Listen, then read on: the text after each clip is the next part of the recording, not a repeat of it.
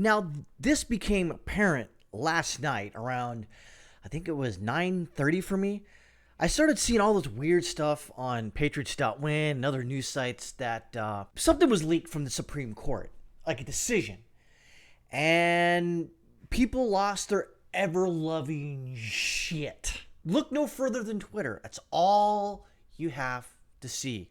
And all those people that says like men can be women and women can be men are now saying you can't talk about this because you're not a woman. Ah, so transparent. But what is even more interesting, at middle of the night, protesters swarmed the U.S. Supreme Court after the Politico published a leaked Supreme Court draft opinion showing the majority of the justices voted to overturn Roe versus Wade. So let me get this straight. In the middle of the night, people had signs ready, they had their leashes ready for their dogs, and they surrounded the Supreme Court to protest. In the middle of the night, AstroTurf much? As far as that's concerned, I don't know anything else about this. No one does. As far as why it was released, who released it, what political party released it, there's so many questions that I don't have an answer to. And I'm not going to. I'm not going to speculate as of right now. I'll speculate on when this thing was released, people just showed up in the middle of the night with signs already printed and painted on. Interesting. But other than that, I don't know.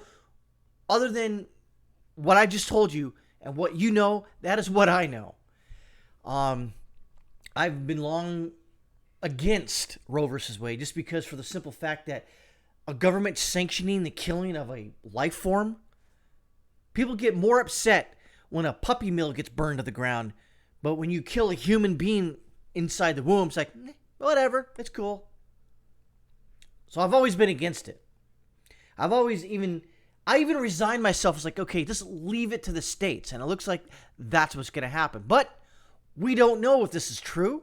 We don't know if it's false. We don't know if it's someone's gaslighting. We don't know anything. So I would just keep your ear to the ground.